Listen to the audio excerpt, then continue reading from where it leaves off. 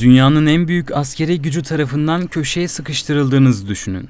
Dört bir yanınıza üsler kuruluyor, sularınıza kadar devasa savaş gemileri geliyor. Askeri hareketliliğiniz an be an takip ediliyor ve kıyılarınızı hedef alabilecek füzeler konuşlandırılıyor. Tüm bunlar yetmezmiş gibi komşularınız da birer birer bu kuşatmanın parçası haline geliyor. Peki böyle bir durumda siz ne yapardınız? Sanırım askeri teknolojiye yatırım yapıp düşmanı caydırma politikası güderdiniz. Bugün Çin tam olarak anlattığım tabloyla karşı karşıya. Hatta İran'ın nükleer tesislerine vuran B-2 bombardıman uçakları, Amerika kontrolündeki ve Çin'e 2800 kilometre uzaklıktaki Guam'a ara sıra inip duruyor.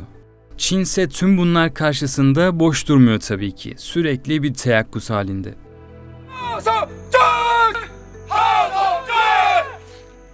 Haritaya baktığımızda Amerika'nın doğrudan sahip olduğu üslerin büyük kısmı Pasifik Okyanusu'ndaki adalara yayılmış durumda.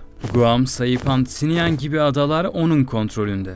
Yani bu bölgeler Washington'ın kendi kontrolü altındaki ileri konuşlanma alanları haline gelmiş. Diğer yandan Çin'e daha yakın komşularındaki ABD üsleri ise tamamen farklı bir model üzerine kurulu. Ortaklık ve ikili anlaşmalar. Japonya, Güney Kore, Tayvan, Filipinler, Tayland, Singapur, Papua Yeni Gine ve Avustralya. Bu ülkelerde bulunan üslerin hemen hepsi Amerika ile yapılan askeri işbirliği anlaşmaları çerçevesinde faaliyet gösteriyor. Bazı üslerde Amerika birlikleri kalıcı olarak konuşlu, bazıları ise ortak tatbikat, geçici yığınak ya da istihbarat paylaşımı için kullanılıyor. 2016 yılında Hindistan'la imzalanan lojistik işbirliği anlaşması da bu yapıya dahil. Anlaşma sayesinde Hindistan'daki hava ve deniz üsleri Amerika uçaklarına ve savaş gemilerine ikmal ve bakım imkanı sunuyor. Hepsi birlikte değerlendirildiğinde Çin'in etrafında büyük bir askeri kuşatma hattı olduğu bariz. Peki bu üsler neden var? Amerika'ya göre güvenlik ve savunma politikası. Amaçsa Çin'in artan askeri kapasitesine karşı bölgedeki müttefikleri korumak ve dengeyi sağlamak. Tayvan üzerindeki baskı, Güney Çin Denizi'ndeki yapay adalar, siber saldırılar ve Çin'in küreselleşmeden yararlanması. Tüm bunlar Washington'ın elindeki sözde gerekçeler. Amerika bu askeri varlığı savunma amaçlı kurduğunu söylüyor. Öte yandan Çin yönetimi ise bu tabloya sadece bir savunma planı olarak bakmıyor elbette. Tersine bunu Amerika ve müttefikleri tarafından açık bir çevreleme stratejisi olarak okuyor. Peki bu noktada suç kimde? Çevreleyen mi provoke ediyor yoksa çevrelenen fazla mı agresifleşiyor?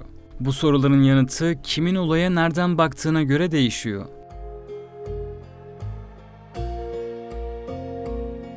Tüm bu üslerin tam olarak nerede olduğunu ve Çin'e uzaklıklarını merak ediyor olabilirsiniz. Bu videoda OSINT Türk kaynaklarından yararlanarak Çin'in etrafındaki Amerikan üslerini harita üzerinden inceleyeceğiz. Ayrıca merak edilen sorulardan biri de gün geçtikçe daha fazla etrafa sarılan Çin, Amerika'nın sıradaki hedefi mi olacak? Şimdi önümüze haritayı getirelim. Bahsettiğim askeri ağın merkezlerinden biri Pearl Harbor. Hawaii'de yer alan bu üs, Amerika'nın Pasifik Kuvvetleri Komutanlığı'nın ana karargahı. Tüm Pasifik operasyonları işte buradan yönetiliyor. Ayrıca kuzey bölümünde konumlandırılan sinyal istihbarat merkezi, bölgedeki elektronik veri akışının analiz edildiği en kritik tesislerden biri. Bir diğer önemli halka Papua Yeni Gine'deki Lombrum deniz üssü. Bu üs aslında resmen Papua'ya ait. Ancak 2023'te yapılan savunma işbirliği anlaşmasıyla Amerika'nın kullanımına da açıldı. Buradaki askeri varlık Çin'in Pasifik adaları üzerindeki etkisini dengelemeyi amaçlıyor. Kuzey Mariana Adaları'ndaki NCT Saipan üssü doğrudan Amerika'ya bağlı. Sinyal istihbaratı toplamak için kullanılıyor. Uydu, radar, mobil cihaz sinyalleri gibi iletişim kaynaklarının analizinde önemli role sahip. Aynı ada grubundaki Tinian hava üssü ise çok daha yeni. 2025 yılında inşasına başlanan bu üssün 18 ay içinde tamamlanması planlanıyor. Ancak şu an gördüğünüz uydu fotoğrafları da son senelerde bölgenin değişimini gösteriyor. Tinian 2. Dünya Savaşı'nda Amerika için kritik bir rol oynamıştı. Bugünse yeniden askeri haritanın ön sıralarına çiziliyor. Çin'in çevresindeki askeri ağın bel kemiğini oluşturan noktalardan biri de Pasifik Okyanusu'nun ortasında yer alan Guam Adası. Burası Amerika'nın doğrudan sahip olduğu birkaç ileri karakoldan biri.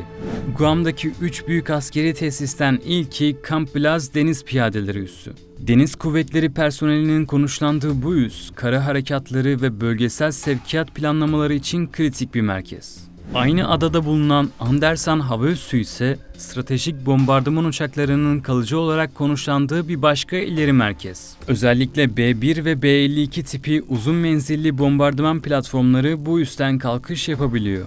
Şu anda da bölgedeki radar üssünü görüyoruz. Guam'daki 3. üs ise Apra Harbor. Bu üs, Pasifik'teki Amerika donanmasının en önemli liman tesislerinden biri. Nükleer denizaltılar, destroyerlar ve ikmal gemileri bu limanı kullanıyor.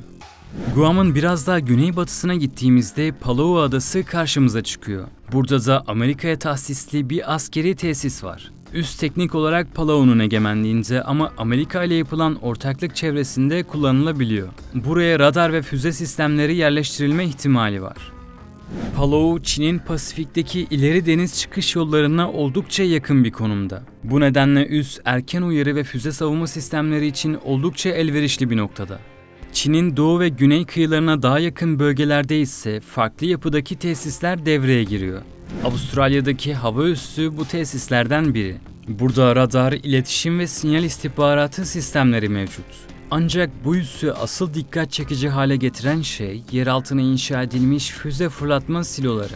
Bu siloların uzun menzilli, hatta nükleer başlık taşıyabilen füzelerin ateşlenmesinde kullanılabildiği değerlendiriliyor. Bu da Avustralya'nın yalnızca bir müttefik değil, Çin karşısında caydırıcılık zincirinin aktif bir halkası olduğunu gösteriyor. Singapur'daki Changi deniz üssü, Amerika donanmasının Pasifik'teki lojistik ayaklarından biri. Bu üs doğrudan savaşan birlikler barındırmasa da bakım, ikmal ve rotasyon görevleri açısından vazgeçilemez boyutta. Pasifik devriyeleri sırasında görev yapan Amerikan savaş gemileri bu üsse demir atarak mühimmat, yakıt ve teknik destek alıyor. Tayland'daki U Tapao hava üssü de benzer bir yapıda. Yapılan anlaşmaya göre kriz durumlarında bu üs Amerikan uçaklarına açılıyor. Özellikle her yıl düzenlenen çok uluslu Cobra Gold tatbikatı bu bölgedeki koordinasyonu test etmek ve geliştirmek için kullanılıyor. Bölgesel yığınak planlaması açısından bu üs oldukça değerli diyebiliriz. Filipinler'deki Subic Bay deniz üssü ise Güney Çin Denizi denkleminde ayrı bir yere sahip. Doğrudan Filipin ordusuna ait. Ancak Amerika ile yapılan anlaşma gereği Amerikan donanması bu tesisi ikmal ve destek merkezi olarak kullanabiliyor. Filipinleri hemen terk etmeyelim. Çünkü burada yer alan bir diğer önemli nokta ise Clark Hava Üssü. Uzun yıllar boyunca Amerikan askerine ev sahipliği yaptı. Bugün de yeniden Amerika Pasifik Hava Kuvvetleri'nin kullanımına açık hale geldi. Filipinlerle yapılan yeni anlaşmalar çerçevesinde üs, Amerikan savaş uçakları için bir ileri harekat noktasına dönüşmüş durumda.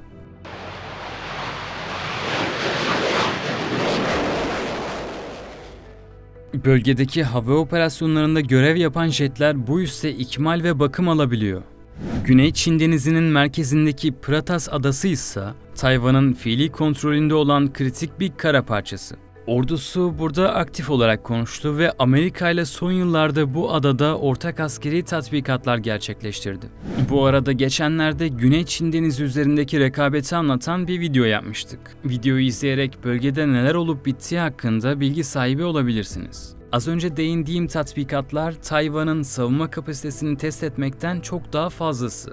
Aynı zamanda Çin'in bu bölgedeki deniz egemenliği iddialarına karşı sembolik bir meydan okuma anlamı taşıyor. Japonya'daki Kadena Hava Üssü, Doğu Asya'daki en büyük Amerikan hava üssü konumunda.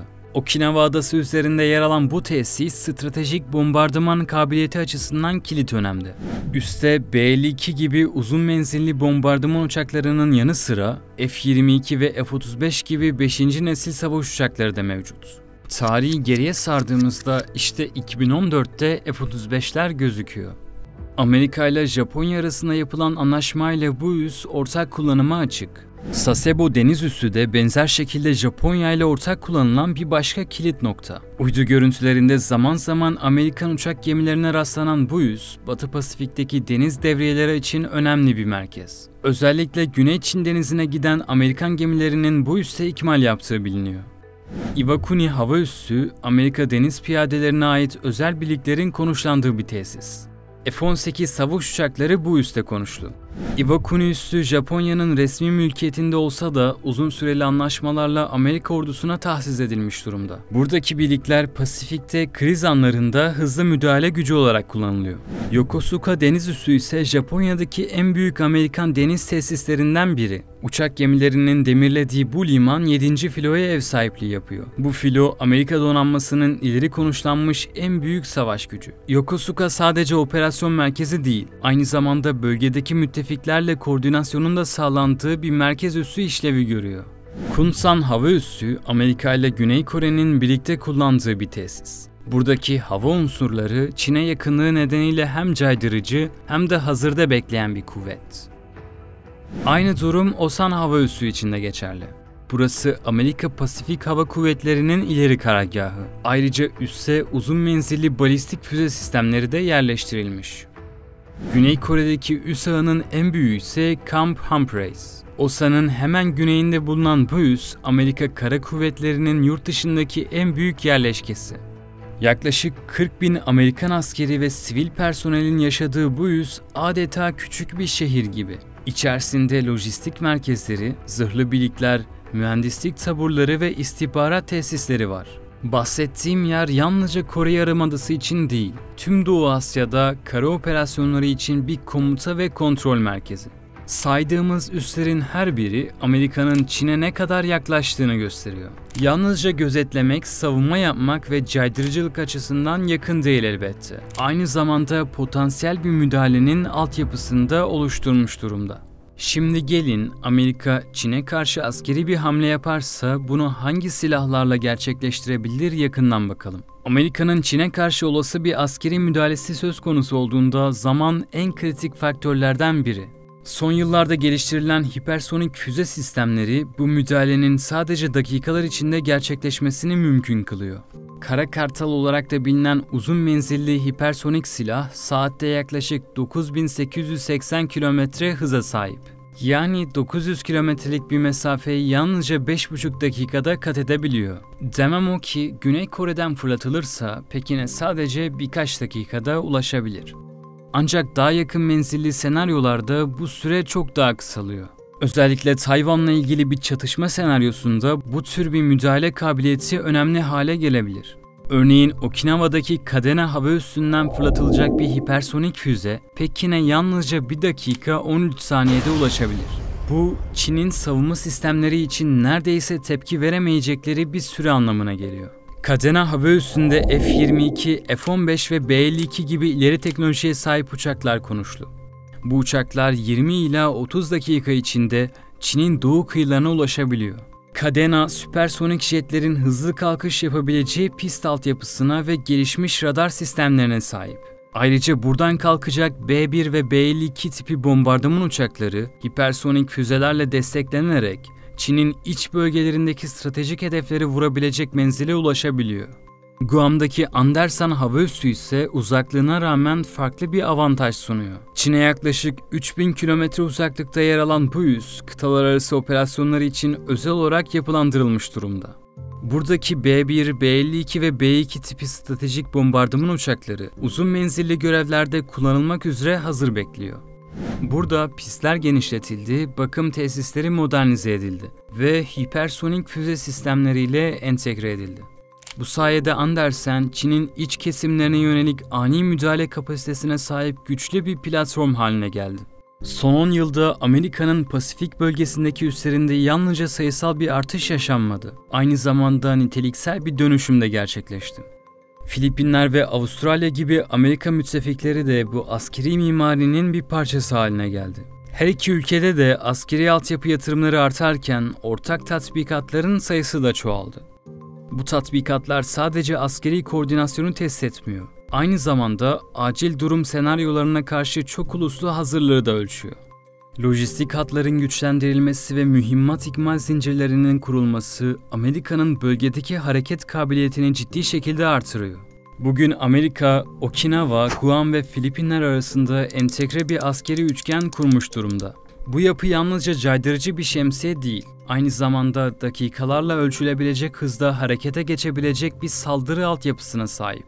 Çin açısından bakıldığında ise bu tablo, çevrelenmeyle birlikte refleks süresini bile ortadan kaldıracak bir kuşatma anlamına geliyor. Peki tüm bunları neden anlattım? İşte asıl meseleye geldik. Önce Rusya, sonra Pakistan ve son olarak da İran. Siz de fark ettiyseniz bu ülkeler mevcut dünya düzeninden memnun olmayan ve Batı hegemonyasına karşı koymaya çalışanlardan oluşuyor. Ancak saydığım ülkelerin hepsi de bir savaşın içine çekildi. Bazısı kışkırtıldı, bazısına da direkt savaş açıldı. Mesela Ukrayna kriziyle başlayan süreç kısa sürede vekalet savaşına dönüştü. Batı dünyası Moskova'yı küresel düzenin tehditkar aktörü ilan etti. Yaptırımlar, ekonomik abluka ve diplomatik izolasyon. Tüm bunların ardından silahlar konuşmaya başladı. 2025'in Mayıs ayında Pakistan, Hindistan'la açık bir savaşa girdi. 3-4 gün boyunca füzeler atıldı, savaş uçakları havalandı, sivil ve askeri hedefler vuruldu. Bahane ise Keşmir'de yaşanan bir saldırıydı. Ancak asıl mesele Pakistan'ın bölgesel denklemde nerede durduğuydu. Çin'le yakın ilişkileri Hindistan'la yakın olan Batı'nın dikkatini çekti. Ve son olarak da İran. Gazze'deki soykırımdan sonra doğrudan hedef alındı. Hava sahası ihlal edildi, askeri üsleri vuruldu. Buna karşılık misilleme yaptı ama çevresindeki İsrail, Amerika ve Avrupa'nın askeri kuşatması daha da sıkılaştı. Ekonomik yaptırımlar, diplomatik yalnızlaştırma ve doğrudan askeri tehditle boğuştu. Peki tüm bunlar tesadüf mü? Yoksa karşımızda sistematik şekilde ilerletilen bir strateji mi var? Düzenin dışına çıkan veya çıkmaya çalışan her ülkeye aynı mesaj veriliyor. Bize karşı gelirsen önce içini karıştırırız. Yetmezse seni savaşla hizaya sokarız. Yani tüm mesele kurulu düzen sahipleriyle o düzenin dışına çıkmayı göze alanlar arasında. Bir yanda masayı kuranlar, diğer yanda oyunu bozmaya çalışanlar var. Bu bilek güreşinde sıradaki hamle kime karşı gelecek henüz kimse bilmiyor. Ancak bir tahminimiz var. Gün geçtikçe bu tahmin daha da güç kazanıyor. Sıra adım adım Çin'e geliyor. Göstergeler açık. Amerika Pasifik'te sessizce değil, adeta Pekin'in gözüne sokarcasına mevzileniyor. Japonya'ya, Filipinlere, Avustralya'ya askeri üsler kuruyor. Güney Kore'ye gelişmiş sistemler yerleştiriyor. Tayvan'a yüklü miktarda silah satıyor. Ve tüm bunlar olurken Çin'in burnunun dibinde devasa askeri tatbikatlar düzenleniyor. Peki neden? Çünkü Çin sadece ekonomik bir dev değil. Aynı zamanda kurulu düzene karşı farklı bir dünya hayal eden, kendi yolunu çizen bir güç. Doların hegemonyasına alternatif arıyor, teknoloji savaşında kendi sistemini kuruyor. Afrika'dan Güney Amerika'ya kadar Batı'nın nüfuz alanlarında sessiz ama istikrarlı bir yayılma gösteriyor. Ve hepsinden önemlisi, Washington'ın kurduğu dünya sistemine bağımlı olmak yerine alternatif olmayı seçiyor. Xi Jinping haritaya baktığında yalnızca kıyılarını görmüyor. Gördüğü şey çevresine adım adım yerleştirilen bir kuşatma hattı. Silahlar, gemiler, üsler ve daha nicesi. Hepsi Amerika ve müttefikleri tarafından Çin çevresine yığıldı. Trump döneminde bu gerginlik daha da açığa çıktı. Ticaret savaşları, Tayvan meselesi ve Çinli şirketlere yönelik yaptırımlar. Ama aslında mesele ne çip ne de vergi. Tüm bunlar üzerinden kimin hegemon ve lider olup dünyaya hükmedeceği. Amerika, yüzyıllık düzenin elinden kayıp gitmesini izlemeye razı değil. Bu sebeplerden ötürü Çin'e karşı büyük bir çevreleme stratejisi izleme amacında. Askeri, ekonomik ve diplomatik kuşatmalar hepsi aynı anda yürütülüyor. Bir bakıma bölgede ittifak haritaları yeniden çiziliyor. Filipinler, Japonya, Avustralya ve Güney Kore gibi ülkelerle yeni güvenlik anlaşmaları kuruluyor. Hint-Pasifik adı verilen kavramsal bir cephe oluşturuluyor. Tüm bunların ortak amacı ise Çin'in yükselişini sınırlamak, hatta mümkünse durdurmak. Bu yüzden artık Çin'in adının daha yüksek sesle anıldığı bir döneme giriyoruz. Medya dili değişiyor, söylemler sertleşiyor, provokasyonlar artıyor. Hatırlayın, geçmişte Rusya için de süreç böyle başladı. Önce şeytanlaştırıldı, sonra çevresine Batı tarafından askeri yığınak yapıldı ve ardından mevcut savaşa sürüklendi. Bugün aynı senaryo başka aktörler ve başka coğrafyalarda sahneleniyor. Bu seferki olası sahne ise Pasifik. Hedefse dünyanın ikinci büyük gücü Çin.